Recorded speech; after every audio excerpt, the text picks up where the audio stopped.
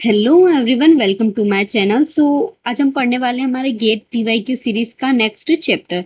तो यहाँ पर हम एल्गोरिथम के सारे इक्वेशन कवर कर रहे थे, तो अब हम पढ़ेंगे ग्राफ बेस्ड एल्गोरिथम। ठीक है, सो स्टार्ट करते हैं पहले क्वेश्चन से, विच इज क्वेश्चन नंबर हमारा है 13। ठीक है, तो यहाँ पर आपको बताना है the breadth first search algorithm has been implemented using queue data structure. आप breadth first search algorithm use करोगे और आपको क्यू यूज करना है। Which one of the following is a possible order of visiting nodes in a graph. ठीक है, तो हमको ब्रेथ फर्स्ट सर्च यूज करना है, तो सबसे पहले आप एम नोड पर विजिट करोगे। देखो, हम ऑप्शन नंबर 1 देखते हैं। एम से आप एन पे जा रहे हो, कोई दिक्कत नहीं। एन से आप ओ पे जा रहे हो, यहाँ पे भी कोई दिक्कत नहीं। ओ से आप पी पे जा रहे हो, कोई प्रॉब्लम नहीं है। ओ से आप क्यू पे जा रहे हो, ठीक है, यहाँ पर तक भी अभी तक कोई दिक्कत नहीं। लेकिन आप क्यू से आर पे नहीं जा सकते। आप या तो जब एम पे थे ना, तभी आपको आप आर पे जा सकते थे, या फिर एन पे, या फिर क्यू पे। तो जब एम आपने एक बार विजिट कर लिया, तो उसके साथ उसकी हर एक ब्रेथ को आपको विजिट करना था, है ना। तो इसीलिए that is why it is wrong. ठीक है, बी ऑप्शन देखते हैं। एक सेकेंड, इसको मैं क्लीन कर लेती हूँ। अब हम बी ऑप्शन को देखते हैं। तो सबसे पहले हम विजिट कर रहे हैं एन नोड को। ठीक है, एन नोड से हम बढ़े क्यू की ओर, कोई दिक्कत नहीं है यहाँ पर। फिर क्यू से हम आएंगे एम पे। ठीक है, यहाँ तक भी कोई प्रॉब्लम नहीं। एम से आप पी पे, हाउ कैन बी पॉसिबल। हाँ, इट इज पॉसिबल कि आप क्यू से चलो पी पे भी विजिट कर रहे हो, कोई दिक्कत नहीं, यहाँ पे भी कोई प्रॉब्लम नहीं है वैसे, क्योंकि आप क्यू से इस वाली नोड पे जा रहे हो। ठीक है, उसके बाद आप क्यू की सारी नोड को विजिट कर रहे हो, ओ पे चले गए, कोई दिक्कत नहीं। पर ओ से आप आर पे कैसे जाओगे। ठीक है, क्योंकि अगर जब हम एम को विजिट करते तब आप आर पे जाते। आपने यहाँ पर एम को विजिट करा, तब आप आर पे गए ही नहीं। ठीक है, तो आर पे जाने का सिर्फ एक ही रास्ता है, वो है एम। तो जहां पर एम के बाद, मतलब एम के बाद डायरेक्टली आर आना चाहिए, वो वाला करेक्ट आंसर होगा। ठीक है, सो अगर हम इसको डायरेक्टली भी सॉल्व कर सकते हैं वैसे तो, पर मैं आपको वन बाय वन सारे ऑप्शन दिखा रही हूँ। ठीक है, तो अब हम सी की बात करते हैं। सबसे पहले आपने क्यू विजिट करी। ठीक है, क्यू से आपके पास 4 रास्ते, 1 2 3 और 4। ठीक है, तो आप एम की तरफ गए, कोई दिक्कत नहीं। एम से आप आर पे नहीं गए, अब एम से आप कहाँ पे गए, एन पे। तो अब ये आर वाला रास्ता तो यहीं पे कट हो गया। अगर आप आर नोड को विजिट नहीं करोगे, तो आपका breath first search algorithm implement नहीं होगा। ठीक है, सो दैट इज वाई कि यहाँ पे क्या हो जाएगा। देखो, अब हम लास्ट जो हमारा करेक्ट आंसर है वो देख लेते हैं, विच इज, सबसे पहले हमने विजिट नोट करी पी। पी से आप ओ पे गए, जा सकते हो। ओ से आप क्यू पे जा सकते हो, विच इज कनेक्टेड, है ना। उसके बाद आप एन पे जा सकते हो, कोई दिक्कत नहीं है। एन से आप एम पे जा सकते हो, ठीक है। और एम से आप कहाँ पर जा सकते हो, आर पे। ठीक है, तो दैट इज द करेक्ट, कि एक कनेक्शन भी बन रहा है यहाँ पर, यहाँ से यहाँ, यहाँ से यहाँ। ठीक है, और आपने एक चीज नोट करी कि अगर मैं आपको, जब आपको आर नोड को भी विजिट करना है, तो इसमें हम आर क्यू के बाद विजिट कर रहे हैं, जो कि कनेक्टेड नहीं है। ठीक है, यहाँ पे हर एक जो नोड्स है वो एक दूसरे से कनेक्टेड है। ठीक है, सो दैट इज वाई की करेक्ट आंसर क्या हो जाएगा हमारा, ऑप्शन नंबर सी। ठीक है, नेक्स्ट क्वेश्चन देखते हैं। Consider the following directed graph, the number of different topological ordering of the vertex of graph. तो जब भी आपसे टोपोलॉजिकल ऑर्डरिंग पूछे ऑफ दिस टाइप, है ना, जब सर्कल बन रहा हो, अब देखो ये इस पे डिपेंड है, फिर ये इस पे डिपेंड है, फिर ये इस पे डिपेंड है ना, फिर यहाँ से तो इस टाइप से अगर कभी आपको कोई क्वेश्चन आता है, तो जितने नोड होते हैं, नंबर ऑफ नोड उतने ही हमारे वर्टाइज मतलब हो जाते हैं। ठीक है, आगे देखते हैं नेक्स्ट क्वेश्चन। नेक्स्ट क्वेश्चन है question number 18। Let G be the graph with N vertices and M edges. अब वर्टाइजेस को एन बोला है, एजेस को एम बोला है। What is the tightest upper bound on the running time of depth first search on G when G is represented as an adjacent matrix. ठीक है, तो जब आप ग्राफ जी की बात करते हो, वहां पर आपके पास एन वर्टाइजेस है, एम वर्टाइजेस है, और बॉन्ड कौन सा दे रखा है, टाइटेस्ट अपर बॉन्ड। ठीक है, हमको डेप्थ फर्स्ट सर्च के लिए बताना है। तो आप देखो, आपको सब में थीटा यानी कि एवरेज तो दे ही रखा है। ठीक है, एन स्क्वायर, क्योंकि हम क्या बोल रहे हैं यहाँ पर, डेप्थ फर्स्ट सर्च। और आप जानते हैं कि डेप्थ फर्स्ट सर्च जितना जाएगा जो नोड्स होती हैं उसकी डेप्थ में जाता है, इसीलिए वहां पे स्क्वायर का फंडा यूज होता है। ठीक है, नेक्स्ट क्वेश्चन देखते हैं। Consider the tree arcs of breath first search traversal from source node W in unweighted connected undirected graph. मतलब एक जो आप ट्री की बात कर सकते हो, जिसमें आप ब्रेथ फर्स्ट सर्च को यूज करेंगे सोर्स नोड से, यानी कि डब्ल्यू से। ठीक है, जो कि अनवेटेड है, कनेक्टेड भी है और अनडायरेक्टेड। ठीक है, the T formed by trees are data structures for computing, ठीक है, आपको बताना है। तो करेक्ट जो हमारा स्टेटमेंट हो जाएगा कि the shortest path from W is every vertex in the graph. क्यों? क्योंकि हम ब्रेथ फर्स्ट सर्च को यूज कर रहे हैं और हम उसी को करेंगे, क्योंकि देखो यहाँ पे पेयर का कोई फंडा नहीं होता, ठीक है, हम सिर्फ पाथ को यूज करते हैं जो सोर्स नोड से शॉर्ट होगा, मतलब जहां से हम सोर्स नोड से स्टार्ट करेंगे तो जो हमको शॉर्ट पाथ मिलेगा हम उसको फॉलो करेंगे, ठीक है। सो दिस इज वाई की बी ऑप्शन करेक्ट हो जाएगा। नेक्स्ट क्वेश्चन देखते हैं। क्वेश्चन नंबर हमारा है question number 20। Consider the directed graph again which one of the following is true, आपको बताना है। तो ये डायरेक्ट क्वेश्चन आते हैं इस टाइप से, ठीक है। तो अगर मैं बात करती हूँ, सबसे पहले हमको टोपोलॉजिकल ऑर्डरिंग समझना है। तो what is the topological ordering? तो जिस नोड की इनकमिंग एजेस सबसे कम होती है, ठीक है, उसको हम पहले रखेंगे। जैसे कि मान लो कि इसकी एक भी इनकमिंग एजेस नहीं है और इसकी 2 आउटगोइंग एजेस है ना, तो ये हमारा नंबर 1 होगा, ठीक है। फिर इसकी एक इनकमिंग एजेस है तो ये नंबर 2 पे हो जाएगा, ठीक है।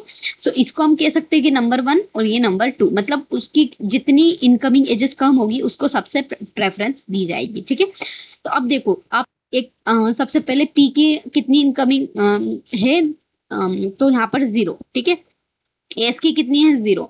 क्यू की कितनी है? 3। और आर की कितनी है? 2, ठीक है। तो देखते हैं, सबसे पहले देखो, मैंने अगर पी लिया जिसकी इनकमिंग एजेस 0 है और इसमें एस लिया, तो हम दोनों को एक साथ ले रहे हैं, ठीक है। अगर मैंने इस वाले में पी लिया, यहाँ पर कितनी थी? 2, ठीक है। अगर मैं इसको पहले ले रही हूँ तो सेकंड पे हमारी इस में क्या आ जाएगा? एस आ जाएगा, जस्ट बिकॉज क्योंकि इसकी भी 0 है, ठीक है। और अगर मैं इस एस को ले रही हूँ तो अगर इसमें मैं नेक्स्ट पे क्या लेंगी? पी, क्योंकि उसकी भी 0 है, ठीक है। हम इन दोनों को ले सकते हैं अभी, क्योंकि हमारे पास कंफर्म नहीं है कि इसकी कितनी है, इसकी भी 0 है, इसकी भी 0 है, तो दोनों की प्रायोरिटी फर्स्ट होगी, ठीक है। अब इसके बाद थर्ड प्रायोरिटी किसकी होगी? आर की, ऑब्वियसली। क्यों? क्योंकि इसकी इनकमिंग एजेस इन दोनों से कम है, ठीक है। नेक्स्ट आगे देखते हैं हम। इसके बाद सबसे लास्ट में कौन आ जाएगा? क्यों, क्योंकि इसकी 3 है, ठीक है। सो दैट इज वाई कि both P S R Q और एस पी आर क्यू दोनों ही टोपोलॉजिकल ऑर्डरिंग का पार्ट होंगे। हम इनमें से एक को भी डिफाइन नहीं कर सकते, क्योंकि दोनों की अगर इनमें से किसी भी एक की 1 होती ना, तो फिर हमारा आंसर और अच्छा क्लैरिफाई हो जाता। क्लियर है? तो आई डोंट थिंक कि आपको कोई डाउट होगा इसमें। नेक्स्ट क्वेश्चन देखते हैं। क्वेश्चन नंबर 21 देखते हैं। Consider the following sequence of node for the undirected graph, ठीक है। आपको एक ग्राफ दे रखा है। A depth first search is start node हमको ए यूज करना है। The node are list in the order they are visited first, ठीक है। Which one of the following are possible output, यानी चारों में से हमको बताना है कौन सा पॉसिबल है, ठीक है। तो हमको सेकेंड और करेक्ट आंसर है थर्ड। तो इन दोनों को हम देख लेते हैं कि कैसे करेक्ट हुए। तो सबसे पहले हम विजिट कर रहे हैं ए बी ई, ठीक है। उसके बाद क्या आ जाएगा? एफ, ठीक है। एफ के बाद आ जाएगा हमारे पास सी, है ना। सी के बाद हम कहाँ पर आ रहे हैं? जी और डी, ठीक है। तो आपने एफ तक विजिट कर लिया, आप यहाँ से यहाँ गए, फिर आप एक लूप में फंसते जा रहे हो, ये क्लोज हो जाएगा। तो हम वापस बैक में आए जी पर, ठीक है। और जी से हमने कहाँ पे विजिट करा? एट द लास्ट डी, ठीक है। सो यहाँ पर कह सकते हैं कि हमने सारी ही नोड को ट्रेवर्स कर लिया। क्लियर है? तो हमारे यहाँ पे कोई वो भी नहीं बंधा और सारी नोट विजिट हो गया, ठीक है। इसीलिए करेक्ट आंसर हो जाएगा। अब एक और है इसमें जो करेक्ट आंसर है, तो उसकी सीक्वेंस को भी हम फॉलो कर लेते हैं, विच इज थर्ड, है ना। तो ए डी जी ई, ठीक है। तो ए से हम डी पे गए, फिर डी से हम जी पे गए, फिर जी से हम ई पे गए, ठीक है। ई के बाद आता है बी सी एफ, ठीक है। तो यहाँ से आप बी सी और एफ, ठीक है। कोई क्लोज्ड सर्किट नहीं बन रहा है, डायरेक्टली सॉल्व हो गया, ठीक है। अब जो इनकरेक्ट है उनको भी समझ लेते हैं एक बार। तो सबसे पहले A B E F, A B E F, ठीक है। उसके बाद एफ के बाद है डी जी सी, ठीक है। तो डी जी और सी, ठीक है। तो सी कैसे आ गया? सी तो पॉसिबल ही नहीं, क्योंकि जी और सी कहीं से भी कनेक्टेड नहीं है। दैट इज वाई की रॉन्ग हो जाएगा, ठीक है। और एक और लास्ट देख लेते कि why it is not correct. A D B C, A D B C, ठीक है। अभी तक करेक्ट है। G E F, G G E F. अब जी ई एफ कैसे आ गया? आप सोचो कि कनेक्टेड तो है ही नहीं, ठीक है। अगर आप सी लास्ट में ले रहे हो तो सी और जी भी कनेक्ट होने चाहिए ना, तो इसीलिए दैट इज वाई कि इट इज रॉन्ग, ठीक है। तो इस टाइप से आप इसको सॉल्व कर सकते हैं। नेक्स्ट क्वेश्चन देख लेते हैं। Question number 22, the breadth first search algorithm has been implemented using queue data structure. Again same question है ना। Possible order of visiting nodes, हमने ऊपर वाला क्वेश्चन जो देखा था उसी हिसाब से ये क्वेश्चन है। सबसे पहले एम एन आपको दे रखा है, तो देखो एम से एन पे गए, एन से ओ पे गए, ओ से आप पी पे गए, पी से क्यू पे गए, और क्यू से आप आर पे नहीं जा सकते, तो ये रॉन्ग हो जाएगा। ठीक है, नेक्स्ट देखते हैं। नेक्स्ट है हमारे पास एन, एन से क्यू पे गए, कोई दिक्कत नहीं है यहाँ पर। एन से क्यू पे, क्यू से एम पे, एम से हम पी पे, तो एम से हम कहा जा सकते हैं, या तो आप एम से अगेन एन पे जाओगे या आर पे जाओगे, तो दिस इज ऑल्सो रॉन्ग। ठीक है, सी वाला ऑप्शन देखते हैं कि करेक्ट कैसे।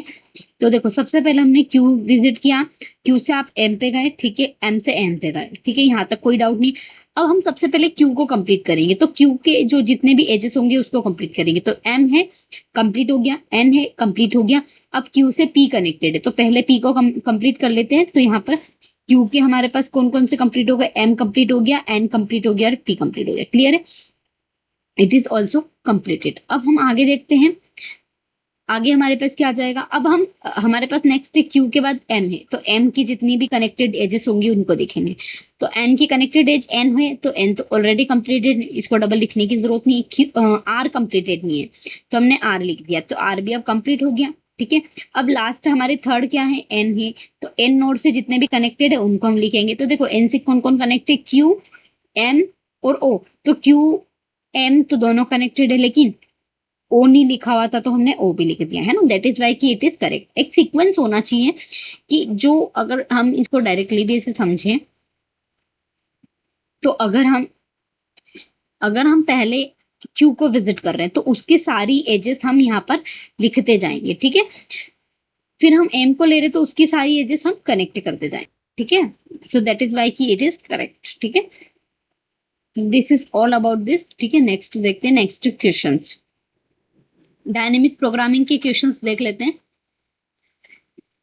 Question number second, what is the time complexity of Bellman-Ford single source shortest path algorithm complete graph? ठीक है, तो देखो ऐसे क्वेश्चंस को आपकी कॉम्प्लेक्सिटी आपको डायरेक्टली याद रखनी है। It is not very complex, आप इसको डायरेक्टली याद रख सकते हो। लुक लाइक दिस कि देखो, अगर मैं बात करती हूँ ये बी, आपको इस बी को 3 जैसा आपको थोड़ा सा दिख रहा होगा। ठीक है, तो आप इसको एज अ ट्रिक याद रख सकते हो कि हमेशा जब भी इसकी कॉम्प्लेक्सिटी पूछी जाए तो इसकी कॉम्प्लेक्सिटी होती है एन की पावर 3। ठीक है, क्यूब टाइप। ठीक है, नेक्स्ट क्वेश्चन देखते हैं। The recurrence relations of capturing the optimal execution time of tower of Hanoi problems and disc. ठीक है, तो ये डायरेक्टली आपसे मेज द कॉलम में भी पूछा जाता है।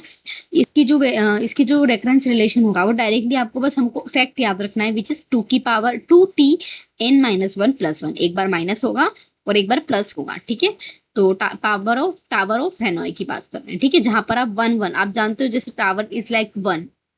ठीक है, तो आप इसको थोड़ा सा ऐसे याद रख सकते हो। नेक्स्ट क्वेश्चन देखते हैं। Question number 6, which one of the following statement are correct regarding the Bellman Ford shortest path algorithm. अभी हमने इससे रिलेटेड एक चीज देखी कि इसकी जो कॉम्प्लेक्सिटी होती है वो होती है एन की पावर क्यूब। ठीक है, always find the negative edges weight cycles if one exist, है ना। तो हम ये नहीं कह सकते कि ऑलवेज ये नेगेटिव वेट साइकिल फाइंड करता है, इसकी एजेस नेगेटिव होती है, it is not a weighted. ठीक है, और find whether any negative weighted cycle is reachable from the source. ठीक है, तो दिस इज वाई कि इट इज करेक्ट कि जब फाइंड करेंगे जब negative weighted cycle is reachable from the source से हमको कोई नेगेटिव एजेस मिलेगी। ठीक है, मतलब आने वाली जो नोड होगी वो नेगेटिव होनी चाहिए, तो ये उसको फाइंड करता है, ना कि ऑलवेज फाइंड अ नेगेटिव। अगर मतलब जैसे कि जो सोर्स नोड है, मान लो हमारे पास सोर्स नोड है और डेस्टिनेशन नोड है, तो ऑलरेडी ये नोड जो होगी ना ये नेगेटिव होगी। ठीक है, और हमको आने वाली एजेस से कोई फर्क नहीं पड़ता। ठीक है, आगे देखते हैं नेक्स्ट क्वेश्चन। नेक्स्ट क्वेश्चन है क्वेश्चन नंबर 12।